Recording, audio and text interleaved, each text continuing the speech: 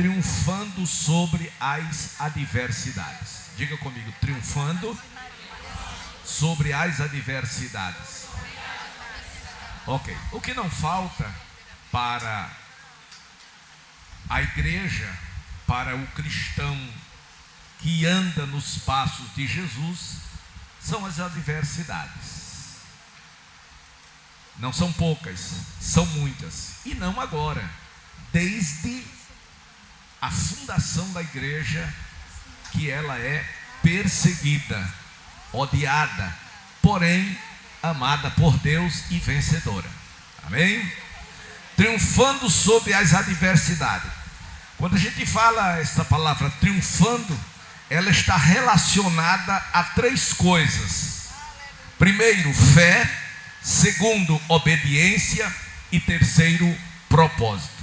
Fé, obediência e propósito. Por quê? Sem fé é impossível agradar a Deus. É diferente. Quem não tem fé desagrada a Deus. Chama a Bíblia e Deus de mentiroso. Mas está escrito que tudo, não é alguma coisa, que tudo é possível àquele que crê. E crer, a definição melhor para crer significa ação. Porque muitas pessoas acham, pensam e até dizem que tem fé, que crê, mas na hora não faz uso daquilo que diz acreditar. Tá bom? Então, a fé. Segundo, a obediência. Quando o Senhor foi assunto aos céus, lá no Monte Olival ou das Oliveiras, Ele disse aos quase 500 que ficassem em Jerusalém até que do alto eles fossem revestidos de poder. Uma promessa. Porém, nem todos acreditaram naquilo que Ele falou. Quero acreditar que os 500 desceram para o cenáculo e aguardaram um dia, dois, quem sabe, começaram a desistir e cada um foi tomando o seu rumo. De sorte que, quando a promessa se cumpriu, eu disse, só se encontrava no ambiente quase 120 cristãos. Foi esses que foram obedientes. Eles cumpriram aquilo que o Senhor havia prometido. E, terceiro lugar, propósito. Não basta passar pela vida. Nós precisamos deixar uma marca. A marca que todo cristão precisa deixar no mundo. Então, triunfar é isto. É ter fé, é ser obediente e viver com um propósito. Isso aí já vai lhe ajudar seguramente muito. O texto é o capítulo 4 de Atos. Abra sua Bíblia e mantenha-a aberta. Atos 4, 23 ao 31. Glória a Deus. Atos 4, 23 e 31. Falamos na semana passada que a igreja cresceu, que a igreja avançou quando as coisas estavam difíceis. E a história da igreja vai nos mostrar isto desde o seu nascedouro. E foi exatamente naquela atual conjuntura que o Senhor, através do Espírito Santo, capacitou a cada crente, sobretudo nas horas da adversidade. Não é diferente hoje. Não é diferente hoje. É na hora mais difícil, ou nas horas mais difíceis da nossa vida, na hora de maior tempestade, o vento contrário, que Deus nos capacita para superar e para vencer os dias maus, os dias difíceis. Tá bom? Versículo 23 foi o que nós falamos terça-feira passada. E solto eles, diga comigo, e solto eles, foram para os seus e contaram tudo o que lhes disseram os principais dos sacerdotes e os anciãos. Bora?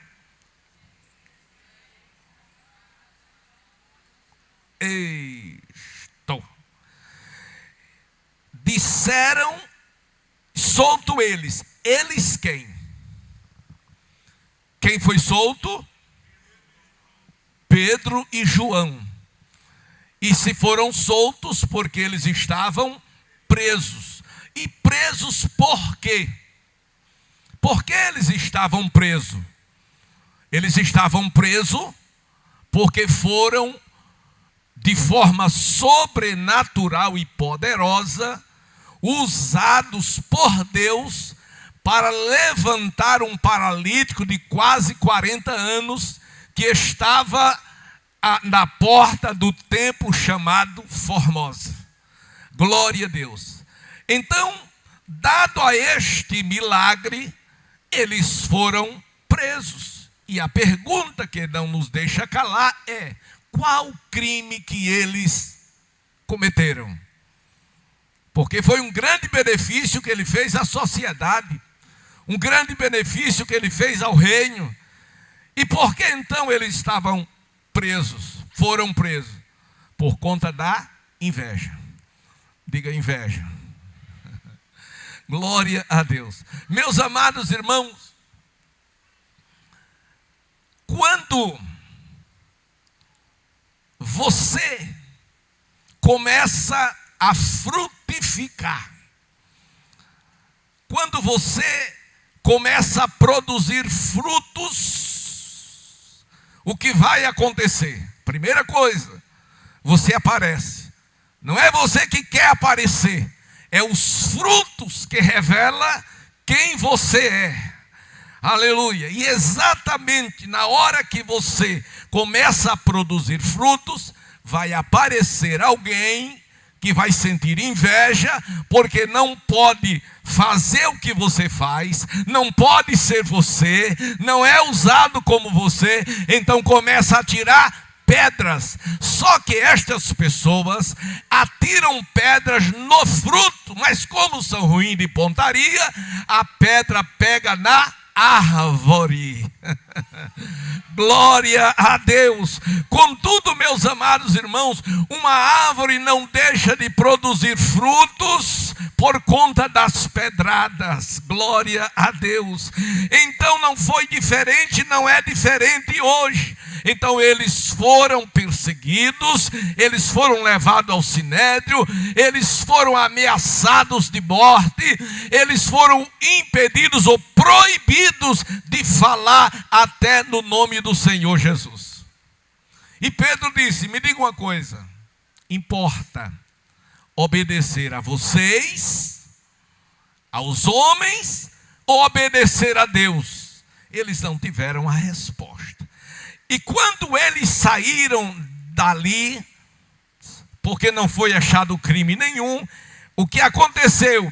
Ele buscou a companhia dos irmãos. Versículo 23. Solto eles, foram para os seus e contaram tudo. Ou seja, Deus transformou aquela situação em bênção para a vida deles.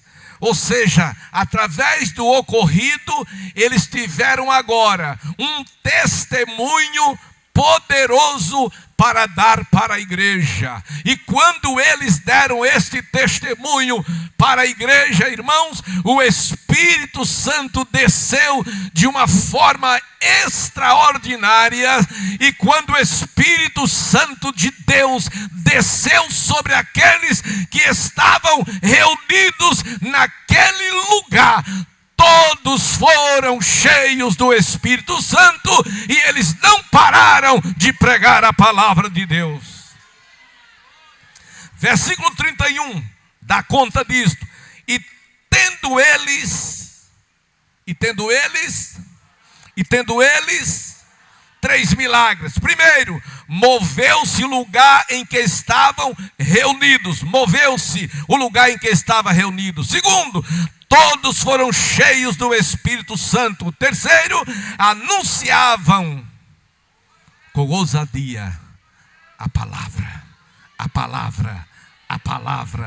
de Deus. Aleluia. Meus amados irmãos, vamos ao versículo 26. O Porque nós lemos no versículo 26. Levantaram-se os reis da terra e os príncipes se ajuntaram a uma contra o Senhor e contra o seu ungido. Aleluia. Glória a Deus. Então, o segredo de se viver uma vida de vitória significa comunhão, significa conhecimento de Deus, significa palavra, oração. Então, a oração é uma arma poderosa. Eu disse.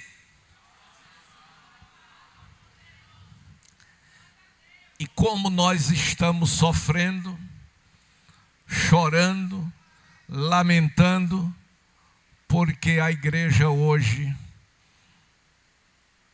não é mais de oração. Nós temos visto muitos ensinos, muitas pregações sobre oração. Mas o problema não é o ensino, o problema não é a pregação. O problema é a falta mesmo de oração. Oração é uma arma de guerra. E o crente que não ora, ele está fora da peleja. A Bíblia diz que a oração de um justo pode muito em seus efeitos. Ora, se eu sei que a oração pode muito em seus efeitos, por que eu não oro? Porque eu não creio.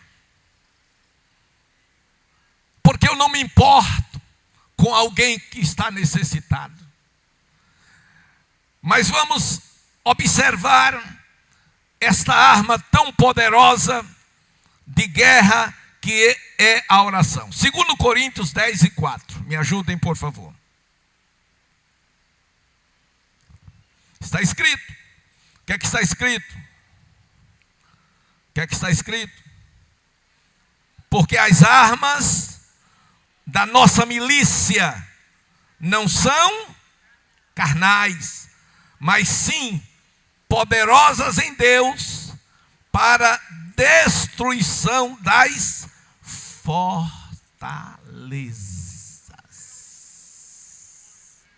Como explicar isto?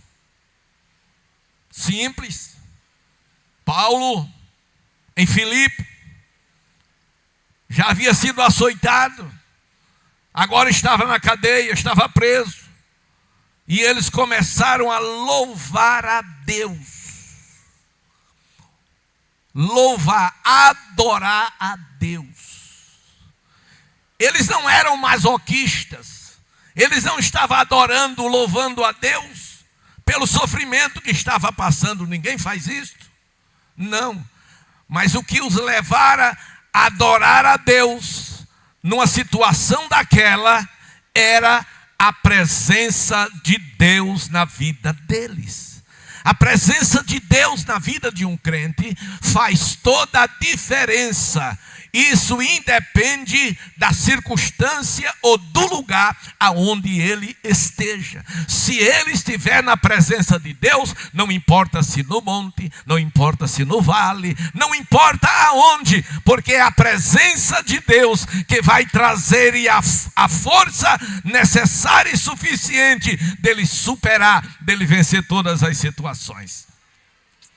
E observe que, enquanto eles adoravam, está escrito que todos que estavam ali estavam com os olhos fitos nele. Eu pergunto por quê? Era como se eles questionassem consigo mesmo: como pode alguém em uma condição desta, como pode alguém em uma situação desta estar cantando, está adorando a Deus? E esta adoração e este louvor, ele chegou diante do trono de Deus, e Deus agora responde. E como Deus respondeu? Mandando um terremoto em relação à atitude que eles estavam tomando. Glória a Deus. Hoje não é muito fácil a gente encontrar alguém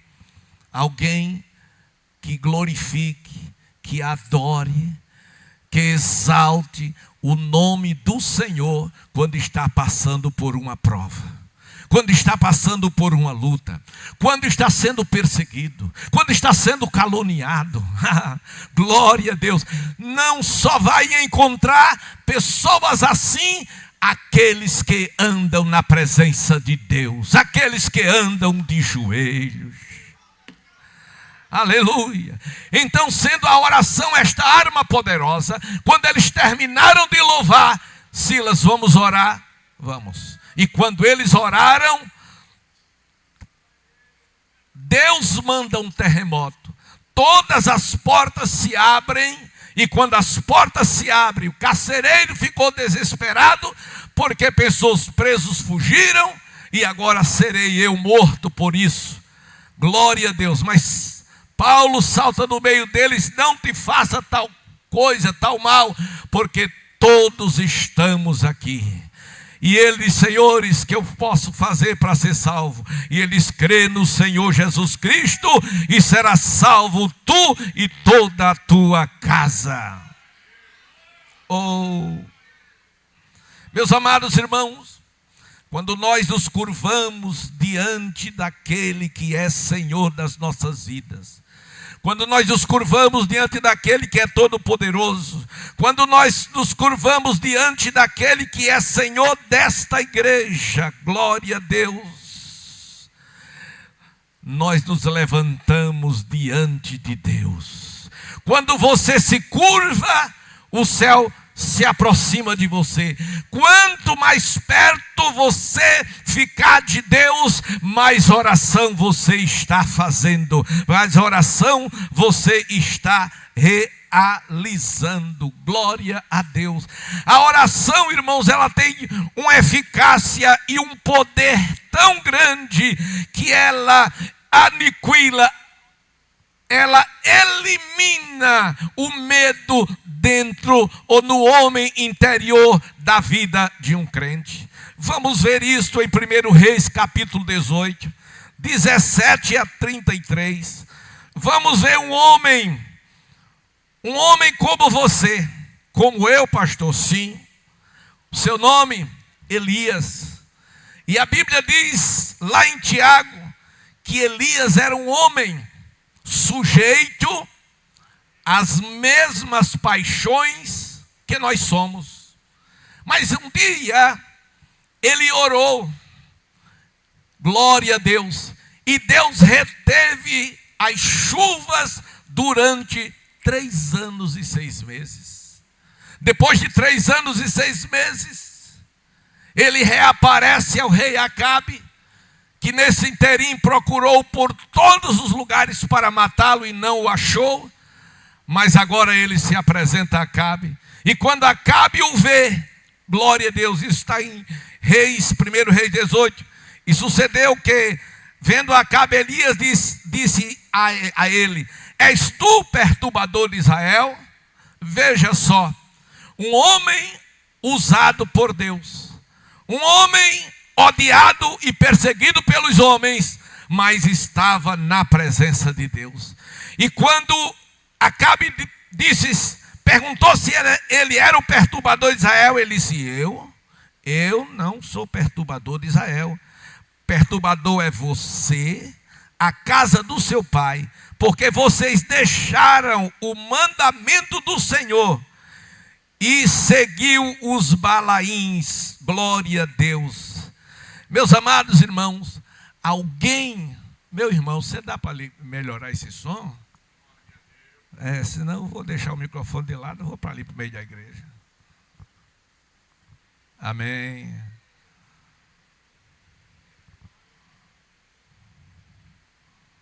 Aleluia. Glória a Deus. Amém. Aleluia. Tá bom.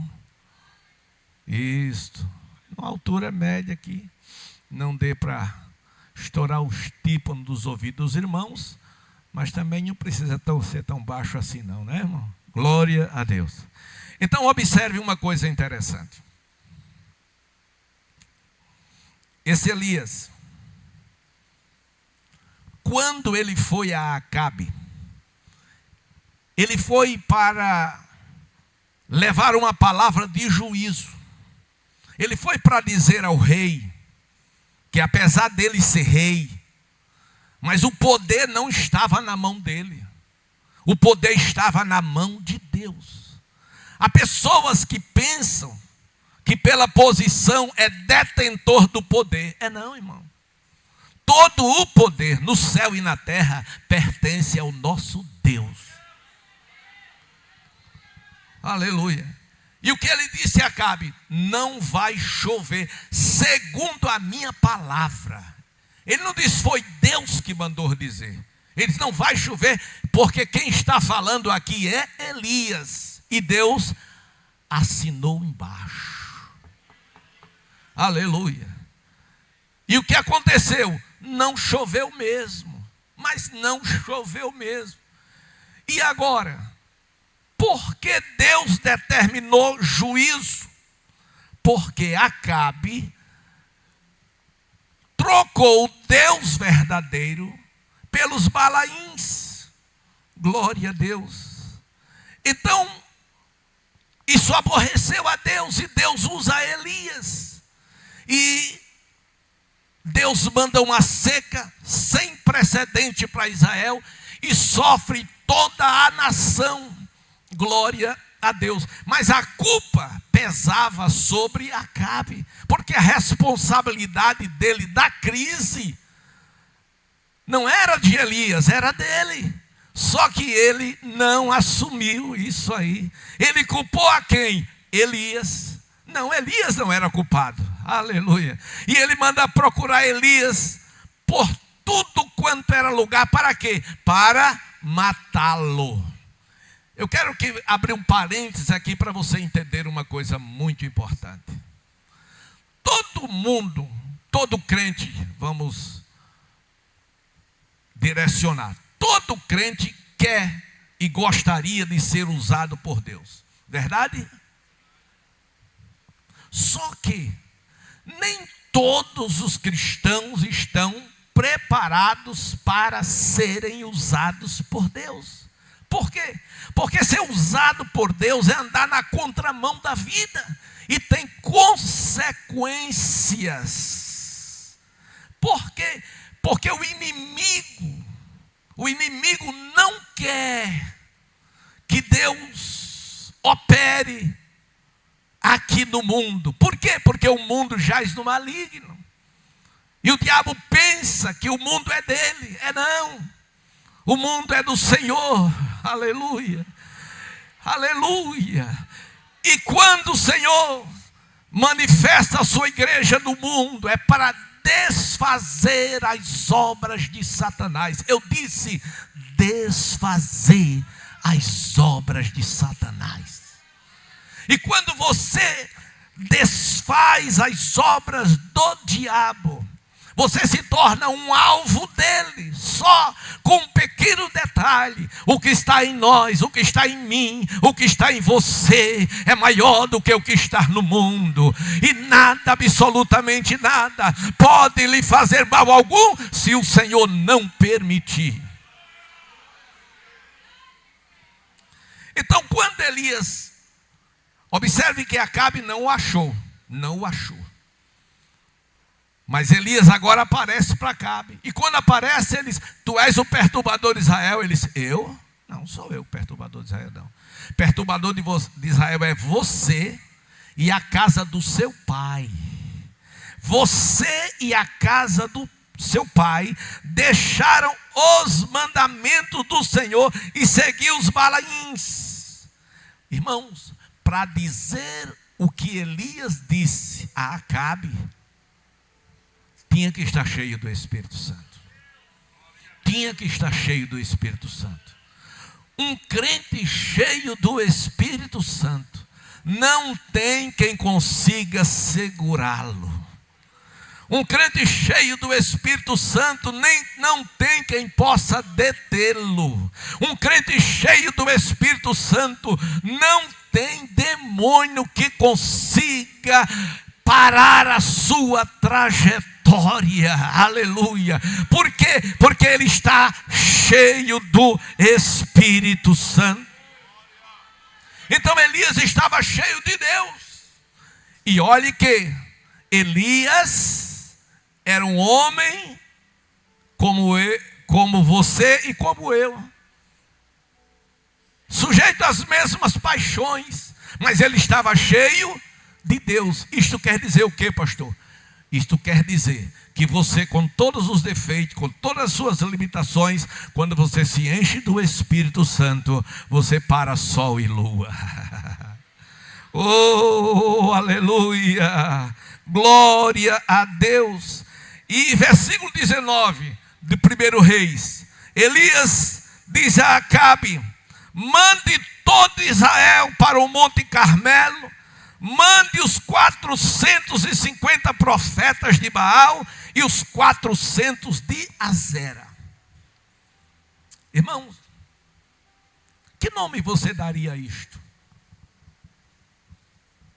Ele manda que o rei, ele desafia. Eu quero que você mande para lá os 850 profetas, porque você vai ver. Era isso que ele estava querendo dizer, pastor Genival Bento. Você vai ver quem é que manda em Israel. Você vai ver quem é que tem poder em Israel. Você vai ver quem tem autoridade em Israel. Irmãos, um homem não diz isto se ele estiver vazio de Deus. Um homem não diz isto se a fé dele não estiver em alta. Aleluia. Mas Elias, irmãos, estava lutando por uma boa causa. Aquele desafio de Elias ao rei Acabe era por uma boa causa, porque ele sabia que Deus lhe daria vitória naquele monte. Ele sabia que Deus o faria triunfar sobre as adversidades. As adversidades são muitas ainda hoje. Agora, como pastor, superar nas adversidades? Está a resposta aqui, orando. Aleluia. Está a resposta aqui, desafiando, crendo. É assim que nós superamos na hora das adversidades. É assim que nós vamos triunfar na hora da adversidade. E tem mais. Nós vamos na certeza que nesta batalha nem empate haverá. Vai ser só vitória para o crente. Só vitória para o crente. Aleluia. Glória a Deus. Ele não se deixou intimidar quando Acabe chamou ele de perturbador. Não, Senhor. Pelo contrário, ele manda trazer os seus profetas. Traga os seus profetas aqui que eu quero ver. Aleluia. E meus amados e queridos irmãos, quando os profetas de Azera e de Baal chegaram, fizeram toda sorte de sacrifício, gritaram de tudo quanto foi jeito, e não houve sequer um pequeno sinal. Não houve nenhuma resposta, porque Baal não é Deus, porque Azera não é Deus. Aleluia. Então, quando eles fizeram tudo de manhã até a tarde, nada aconteceu, Elias disse: agora não tem mais o que fazer, deixa comigo agora. E a primeira coisa que ele fez foi arrumar o altar. Ele consertou o altar. Essa expressão de conserto do altar fala das nossas vidas diante de Deus.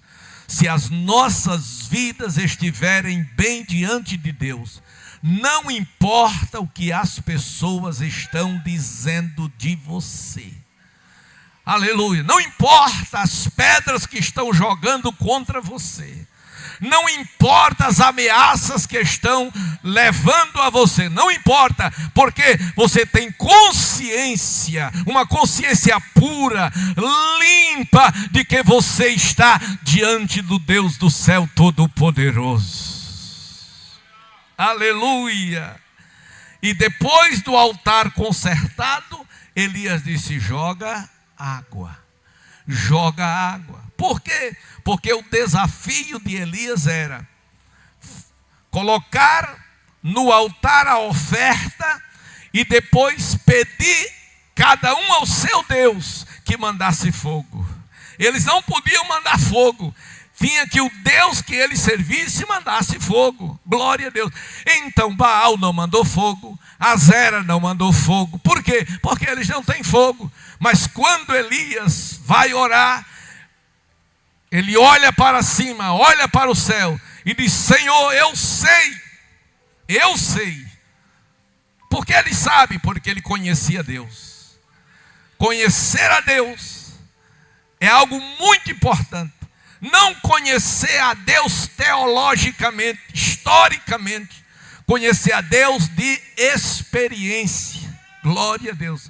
Jó disse que conhecia a Deus só de ouvir falar, mas agora os meus olhos te viram. Ou seja, eu tive agora uma experiência que mudou o meu homem interior. É através dessa experiência que muda em nós o homem interior, que a nossa vida é transformada.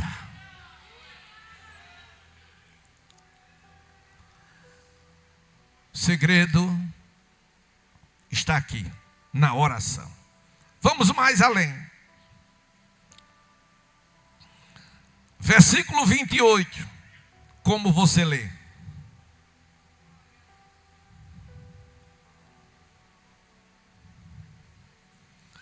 Para fazerem tudo o que a tua mão e o teu conselho tinha anteriormente determinado que havia de ser feito.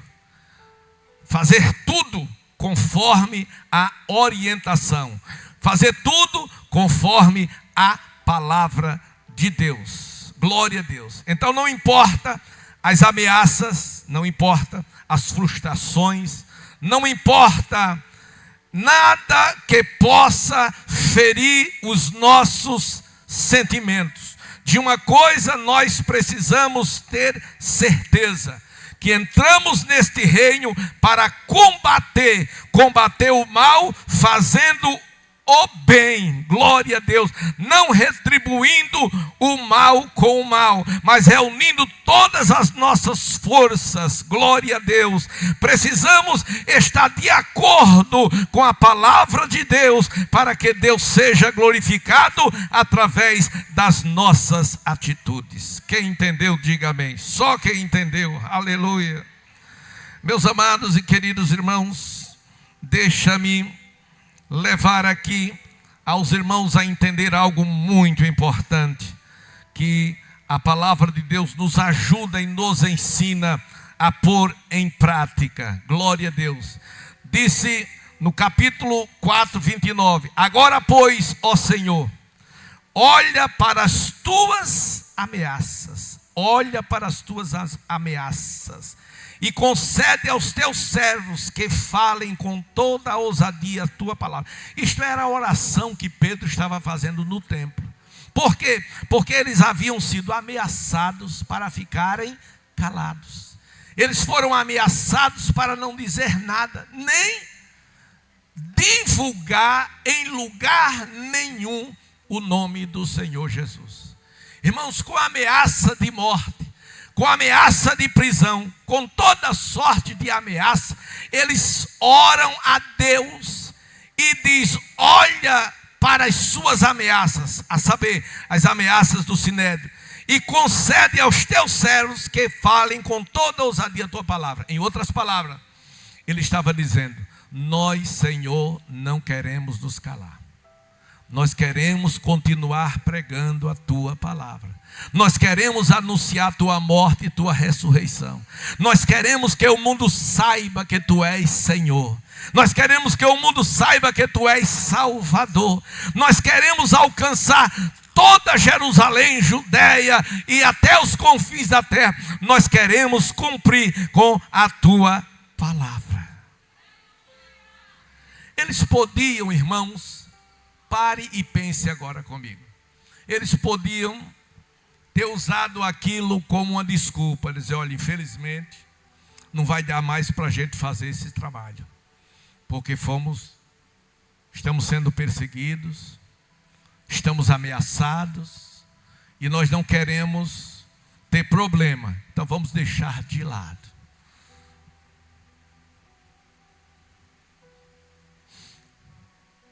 O que te faz calar? O que te faz recuar? O que te faz baixar a guarda? A crítica, a perseguição, a ameaça. Quem vai lhe separar do amor de Deus que está em Cristo Jesus? Paulo falou isso com muita ênfase. Glória a Deus. Então, meus amados e queridos irmãos, vivemos dias por demais difíceis. Glória a Deus. Os crentes não pedem para ser alvo do mal, nem ser perseguido, nem criticado, mas eles não podem se negar a testemunhar daquilo que ele viu e ouviu e experimentou de Deus através da sua palavra. Escute. Quantos de nós reconhecem? Quantos de nós reconhecem que estávamos perdidos? Quantos de nós reconhecemos que estávamos destinados ao inferno, literalmente ao inferno, que é uma das palavras que hoje tentam nos fazer calar, chamam de discurso de ódio. Não, irmão, não é discurso de ódio, são verdades que o mundo não quer ouvir. Então, ora, se eu estava preso e reconheço que eu estou livre, eu devo isto a quem? A Jesus. Se eu estava escravo e hoje sou livre, deva-se isso a Jesus. Se eu estava enfermo, estou curado, diga-se de passagem, deva-se isto a Jesus. Ou seja, Jesus foi e é o melhor para a minha vida. E a pergunta que eu faço: Jesus é o melhor para a sua vida? Jesus é o melhor para a sua vida? Então, se Ele é o melhor para a sua vida, você precisa gritar ao mundo, testificando que Ele é o melhor para a sua vida. Às vezes, irmãos, quando passamos uma luta, passamos uma dificuldade, nós oramos, até fazemos sacrifício de jejum, para que o Senhor ponha um fim no sofrimento e naquela luta. Nunca oramos para Deus nos pedir poder, ou quase nunca. Mas o importante é o seguinte, é que na hora da tempestade, na hora da luta, na hora da perseguição, você não peça ao Senhor que tire a luta, que tire a perseguição, mas que Ele lhe capacite para atravessar por esta luta e por esta perseguição, dando glória a Deus e aleluia. E isso só pode acontecer se você for cheio do Espírito Santo. Atos 1:8, mas recebereis a virtude do Espírito Santo que há de vir sobre vós, e ser-me-eis minhas testemunhas. Ora, irmãos, você não pode ser uma testemunha eficaz se não estiver cheio do Espírito Santo. Porque se você não estiver cheio do Espírito Santo, no primeiro embate que houver, você vai sair pela tangente, você vai sair de largo. Aleluia. Então, irmão, a igreja, nos seus dias, nos seus primórdios, ela não pedia milagres de vingança, ela pedia fogo do céu, ela pedia misericórdia a Deus. Porque sempre a igreja foi perseguida, mas nenhuma perseguição impediu o crescimento desta igreja. E quanto mais ela era perseguida, mais ela orava pela manifestação do poder de Deus. Deixa eu dizer de novo, quanto mais ela era perseguida, quanto mais ela era odiada, mais ela orava pedindo o quê? O poder de Deus. Por isso a igreja primitiva estava aberta, mas aberta todas as suas portas para o extraordinário de Deus. Era por isso que os milagres aconteciam. Será que hoje nós não sentimos falta, necessidade daquela igreja fervorosa? Será que hoje nós não sentimos falta daquela igreja que acontecia milagres? Aquela igreja que os irmãos andavam de joelho, que os irmãos encontravam o pecador e o abordavam e falavam de Jesus. Daqui a pouco, no meio da rua, aquele pecador estava de joelhos, ele orando e Jesus salvando. Então nós precisamos do Espírito Santo para isto.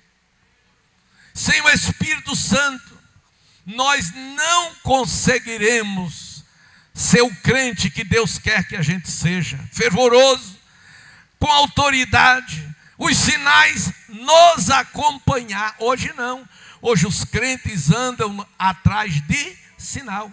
Ali tem uma irmã que é profeta, vamos lá ver a irmã. Ali tem um irmão que é assim, vamos lá ver o irmão. Não, irmão, não é isso não. Não é, você não precisa correr atrás dos milagres, os milagres têm que correr atrás de você. Mas os milagres só vai correr atrás de você se você assumir um compromisso com Deus. Só vai correr atrás de você se você tiver um propósito com Deus. Só vai correr atrás de você se você resolver dizer ao mundo o que Cristo significa para a sua vida. Aleluia. Glória a Deus. Glória a Deus, aleluia, aleluia. Quando Pedro e João foram soltos, o que veio na mente dele foi a igreja. E eles foram para a igreja. Eles deviam ter ido lá choramingar, dizer: olha, irmão, o negócio está feio, está apertado. Não, eles foram lá para orar. E a oração deles foi: Senhor, nos capacite. Senhor, abre-nos a porta da palavra. Olha, Senhor, nos dê mensagens para pregar o evangelho nesta cidade, para que as almas se rendam aos teus pés. Então, quando eles estavam orando, a Bíblia diz, irmãos, que a casa de Deus, ela tremeu, glória a Deus. E toda a casa, todos os discípulos foram cheios do Espírito Santo de Deus. E com intrepidez pregavam a palavra de Deus. Hoje eu ouvi alguém pregando pela internet, que está na moda hoje. Tem muitos crentes que nem para a igreja estão vindo mais, estão assistindo os cultos online. E eu estava ouvindo aquele pastor pregando hoje, e eu fiquei tão triste. Ele estava pregando sobre o batismo com o Espírito Santo e fazendo uma crítica, dizendo que não era bíblico que o batismo com o Espírito Santo só era validado se a pessoa falasse mistério com Deus. Ele estava desmerecendo as Escrituras e o pior, ainda desfazendo a verdadeira doutrina. E o que a gente tem visto é isso. Muitas pessoas embriagadas com esses ensinos antibíblicos, esses ensinos heréticos.